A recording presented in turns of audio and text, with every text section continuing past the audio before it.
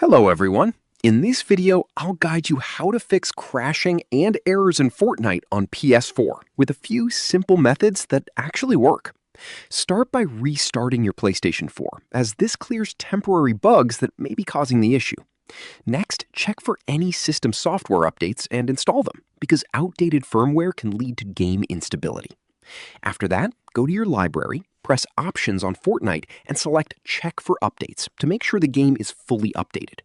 If the problem continues, try rebuilding the PS4 database by booting into safe mode, which helps fix corrupted data. You can also delete and reinstall Fortnite to remove any broken files completely. Make sure your internet connection is stable, since network issues can sometimes cause crashes or login errors. Finally, avoid running other apps in the background while playing. These steps should help you fix most Fortnite crashing problems on PS4 quickly and easily. Subscribe to the channel for more videos.